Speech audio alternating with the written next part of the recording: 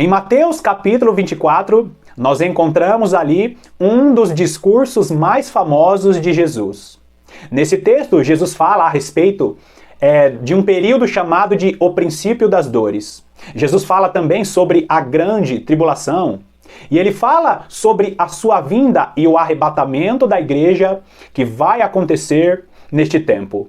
Mateus capítulo 24 é um texto super importante para nós entendermos o que vai acontecer no tempo do fim. Na sequência, nós encontramos ali o registro de Mateus capítulo 25. Jesus, ele finaliza Mateus capítulo 24 com uma parábola, ou seja, com uma historinha, e em Mateus capítulo 25, ele conta ali mais 3 parábolas. Após o sermão profético, nós encontramos 4 parábolas que Jesus conta. E queridos, nós precisamos estar atentos a estas parábolas. Por quê? Porque através de pequenas histórias, Jesus mostra a profundidade do plano de Deus. E é sobre isso que eu quero falar no vídeo de hoje. Na verdade, o vídeo de hoje é para iniciar uma série falando sobre as parábolas de Jesus para o tempo do fim. Nós vamos encontrar o plano de Deus para o final dos tempos e também nós vamos encontrar o plano de Deus na implementação do seu reino. Seja muito bem-vindo a mais essa série do canal A Lâmpada para os Meus Pés.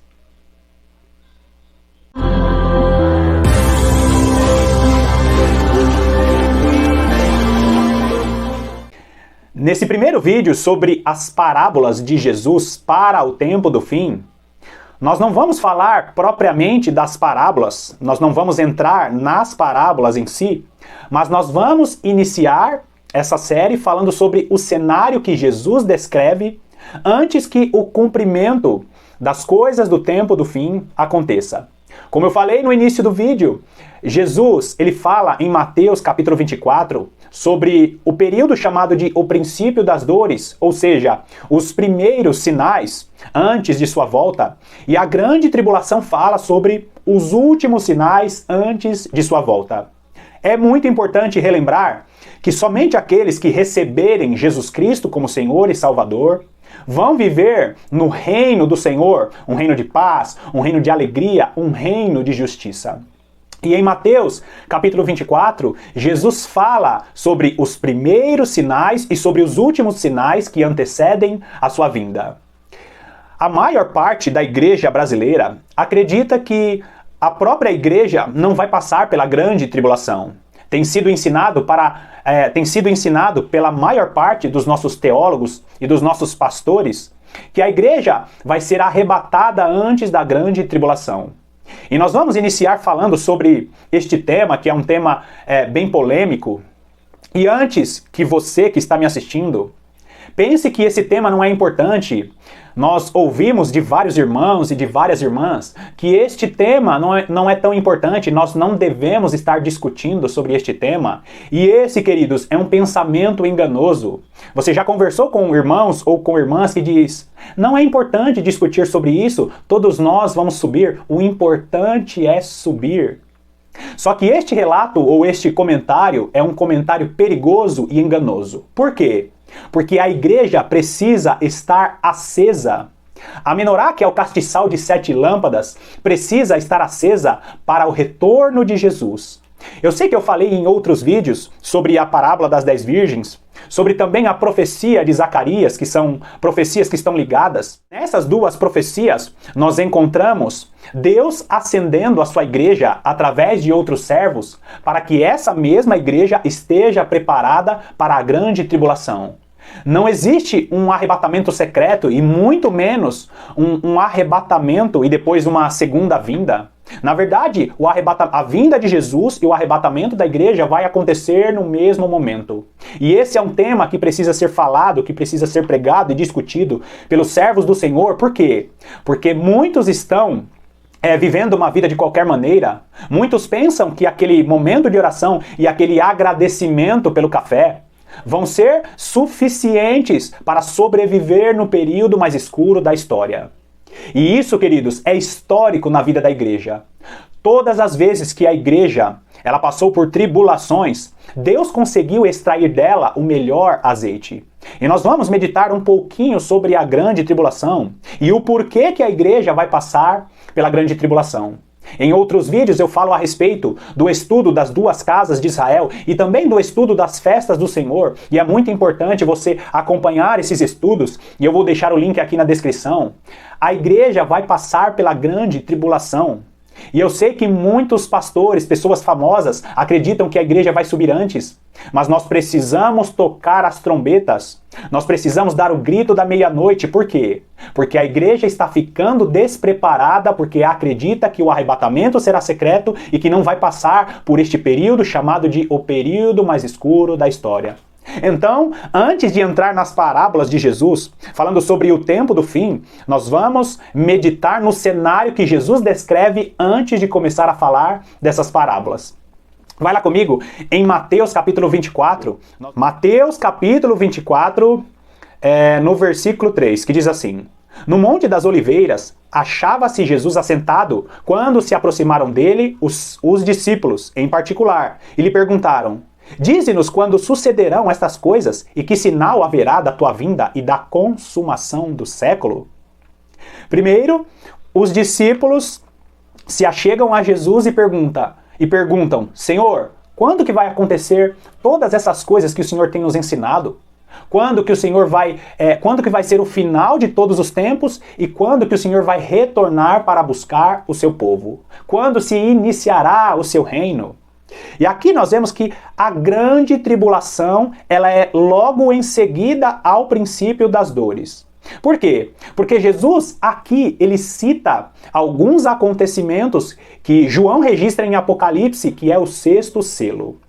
Nós vamos ver também o Evangelho de Marcos falando sobre a grande tribulação, e a grande tribulação acontece e logo em seguida o sol se escurece, a lua não dá mais a sua claridade, ou seja, nós vemos que a grande tribulação vai acontecer e em seguida os acontecimentos do 6º selo que está em Apocalipse acontece logo após a grande tribulação.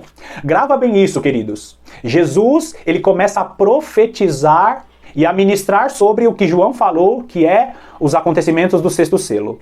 Olha só, Mateus capítulo 24, pula lá comigo e depois você lê o capítulo todo, mas olha só o que diz o versículo 27. Porque assim como o relâmpago sai do Oriente e se mostra até no Ocidente, assim há de ser a vinda do Filho do Homem. E aqui no versículo 27, eu deixei pontuado aí, né? Assim como o relâmpago sai do Oriente e se mostra até o Ocidente. Ou seja, Jesus ele não está falando que a vinda dele vai ser rápida como um relâmpago. Jesus está falando que a vinda dele será clara e evidente como um relâmpago. Jesus não está falando de velocidade. Jesus está falando sobre claridão, sobre evidência. A vinda de Jesus será clara como um relâmpago e não rápida como um relâmpago. Assim como um relâmpago sai do Oriente e se mostra até no Ocidente. Assim será a vinda do Filho do Homem. Então, agora, versículo 28. Onde estiver o cadáver, aí se ajuntarão os abutres. Nesse texto nós encontramos também relatos históricos, porque nas guerras antigas era muito comum os guerreiros, os exércitos caminharem em direção para confrontar outro exército, né? Para confrontar o exército inimigo. E alguns relatos históricos dizem que alguns urubus ou abutres ficavam seguindo os exércitos porque eles sabiam que ali haveria muitos mortos, haveriam pessoas, haveria restos humanos. E você sabe que urubus, abutres, que antigamente os urubus eram chamados de abutres, esses animais vivem do resto das carnes, vivem ali de carcaça de mortos. Então, alguns teólogos e estudiosos acreditam que esse versículo 28 fala a respeito de guerras e confrontos que vão existir neste tempo e que muitas pessoas vão perder as suas vidas. No final dos tempos, muitas pessoas perderão as suas vidas, muitas catástrofes, acontecerão muitas guerras, muitos conflitos. E por causa disso, os urubus ou os abutres estarão acompanhando esses exércitos, e essas mortes e esses sinais apontados por esses abutres vão mostrar que a volta de Jesus está próxima. Agora, versículo 29. Logo em seguida à tribulação daqueles dias, o sol escurecerá, a lua não dará sua claridade e as estrelas cairão do firmamento. E os poderes do céu serão abalados. Então aparecerá no céu o sinal do Filho do Homem. Todos os povos da terra se lamentarão e verão o Filho do Homem vindo sobre as nuvens do céu com poder e muita glória. Aqui nós vemos também um paralelo com aquilo que está registrado em Atos dos Apóstolos. Por quê? Porque no início do texto, o evangelista Lucas, que escreve o livro, ele relata que os homens ficaram olhando para Jesus subindo aos céus. E dois anjos perguntam, e dois anjos fazem a pergunta para aqueles homens que estão olhando para Jesus subindo. Varões galileus, por que está olhando para este que sobe? Da mesma maneira que vocês estão vendo ele subir, vocês vão ver ele retornando em sua glória. Ou seja, da mesma maneira que aquelas 500 pessoas viram Jesus subindo aos céus, Jesus vai voltar de maneira clara e evidente, não vai ser rápido como um relâmpago, mas vai ser claro e evidente para todas as pessoas verem esse retorno, esta glória maravilhosa. Agora, segundo 1 Tessalonicenses no capítulo 4 e 1 Coríntios no capítulo 15 e também Apocalipse capítulo 11, eu vou deixar aqui todas essas referências. Se você fizer a ligação desses três textos, você vai notar que Jesus ele retorna após o toque da 7ª e última trombeta. Essa volta acontece uma vez, a vinda de Jesus e o arrebatamento acontece ao mesmo tempo. E como eu falei no início do vídeo, é muito importante discutir esses assuntos. Por quê? Porque o profeta Zacarias profetizou: a igreja precisa estar acordada, acesa como a lâmpada, como as 7 lâmpadas do castiçal. Agora, quando Jesus ele relata em Mateus capítulo 24 sobre todos esses sinais, ele diz: naqueles dias o sol se escurecerá, a lua não dará sua claridade. O que Jesus estava falando aqui? Ele estava citando o que mais tarde seria revelado ao apóstolo João no livro da Revelação em Apocalipse. Apocalipse capítulo 6, o versículo 12 diz assim: Vi quando o cordeiro abriu o 6º selo e sobreveio grande terremoto. O sol se tornou negro como saco de crina, a lua toda como sangue. As estrelas do céu caíram pela terra como a figueira, quando abalada por vento forte, deixa cair os seus figos verdes. Então, queridos, presta bastante atenção, porque às vezes eu vejo aqui nos comentários um ou outro irmão dizendo: me mostra um versículo para provar que a igreja não passará pela grande tribulação. Me mostra um versículo. E a igreja precisa parar com essa mania de tentar entender mistérios profundos de Deus apenas com 1 ou 2 versículos. Deus, ele promoveu um plano e escreveu 66 livros para que nós discorrêssemos e entendêssemos este plano. Existe um plano de Deus desde a criação para resgatar um povo, para salvar a humanidade. Mistérios profundos de Deus requer muita oração e muito entendimento na palavra. Nós devemos discutir e nós devemos buscar a face de Deus com muito respeito, com muito amor.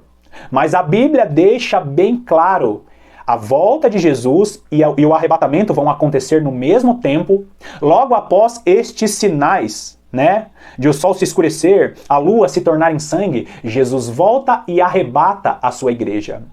Agora, se você seguir a leitura, de Apocalipse capítulo 7, nós vamos encontrar ali, o selo sendo colocado nos 144 mil. E eu não quero aqui me prolongar, porque o vídeo já ficou muito grande, mas se você entender bem o ensino das duas casas de Israel, se você entender bem o plano de Deus na escolha dos judeus e dos gentios, você vai ver que este texto dos 144 mil selados é um texto que fala a respeito de uma igreja que está sendo escolhida. Queridos, o livro de Apocalipse é repleto de simbologias.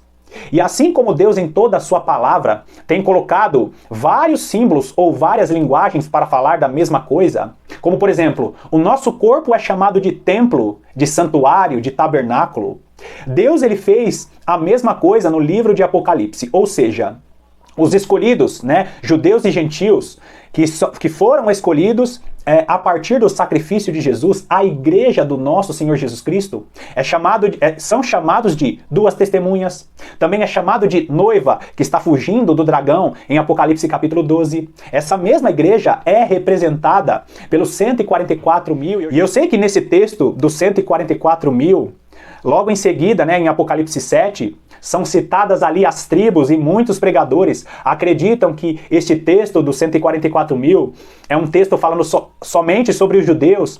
Queridos, não existe mais separação. Os 144 mil selados não são apenas judeus que são escolhidos lá de Israel. Na verdade, os 144 mil são os selados da igreja do Senhor, são as duas testemunhas. E também são aqueles que foram separados para acordar aqueles que estão dormindo.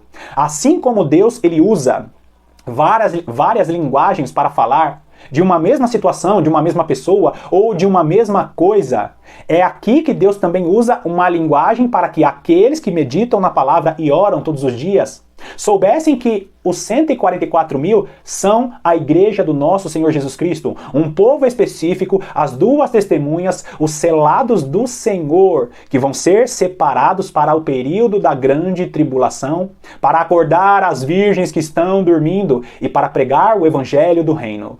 E como nós podemos confirmar isso, não apenas em um versículo, mas eu vou deixar aqui apenas um versículo para você entender que os apóstolos, eles tinham a consciência de que as tribos do Senhor estavam inseridas em sua igreja. Falar sobre as 12 tribos no Novo Testamento é porque os apóstolos sabiam o entendimento sobre as duas casas de Israel. As tribos são citadas para que todos aqueles que buscam a presença de Deus, que meditam na palavra, saibam que Deus está falando sobre a aliança que primeiro foi profetizada por Jacó, quando ele troca as mãos e diz que a plenitude dos gentios sairia de Efraim. Não esquece, assista o vídeo sobre as duas casas de Israel. Mas olha só como os apóstolos de Jesus já tinham essa consciência. Os 144 mil selados são a igreja do Senhor, um povo específico feito de judeus e gentios que vão estar pregando a palavra de Deus no tempo do fim e na grande tribulação. Tiago, capítulo 1, no versículo 1. Olha só o entendimento do apóstolo Tiago. Aqui é a saudação da carta. Tiago, servo de Deus e do Senhor Jesus Cristo, às 12 tribos que se encontram na dispersão. Saudações. Olha só que interessante. O apóstolo Tiago, ministrando a palavra de Deus, com mais ou menos 700, 800 anos após a divisão do reino e a separação das tribos, ele escreve uma carta direcionada para as 12 tribos de Israel. Mas espera aí, as 12 tribos da dispersão, por que ele escreve dessa maneira?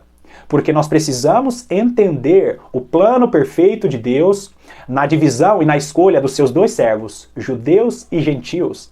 Quando é citado as 12 tribos de Israel no livro de Apocalipse, aqui está falando da igreja do nosso Senhor Jesus Cristo, mas essas 12 tribos hoje têm sentido espiritual para que lembremos do plano de Deus. Então, voltando para o início do vídeo, Jesus, ele começa a falar sobre o princípio das dores, depois ele fala sobre a grande tribulação e ao final dessa grande tribulação acontece ali todos aqueles sinais. Escurece o sol, a lua não dará sua claridade, e isso não vai ser em um momento, em poucos minutos, e isso vai ficar por muitas horas, talvez até dias. E nós precisamos entender, queridos, que a igreja estará nessa tribulação. E esse texto que eu acabei de falar sobre o sexto selo, que está em Apocalipse, o sexto selo é seguido ali pelo selamento dos 144 mil, ou seja, quando a grande tribulação estiver acontecendo, os servos do Senhor ainda vão ser selados. Em Apocalipse capítulo 7, como eu li aqui para você, fala sobre os 4 anjos de pé para selar estes mesmos servos. Não existe duas voltas, não existe duas vindas de Jesus. Deus está acordando a sua igreja, Deus está incendiando a sua igreja, porque muitos vão sofrer neste período porque estão esperando um arrebatamento rápido ou um arrebatamento secreto. Esse é o cenário que Jesus, ele mostra ali para os discípulos. E após esse cenário, ele começa a contar as parábolas. No próximo vídeo nós vamos entrar na primeira parábola, que Jesus conta o plano de Deus para o tempo do fim e fala sobre o resgate de seus servos e toda a responsabilidade que a igreja vai ter neste tempo e também a responsabilidade que a igreja vai ter no reino milenar. Bom, mais uma vez eu te agradeço pela sua companhia e eu espero que você esteja aqui conosco, acompanhando o plano de Deus através de todas essas parábolas. Mais uma vez, muito obrigado e eu te aguardo nos próximos vídeos.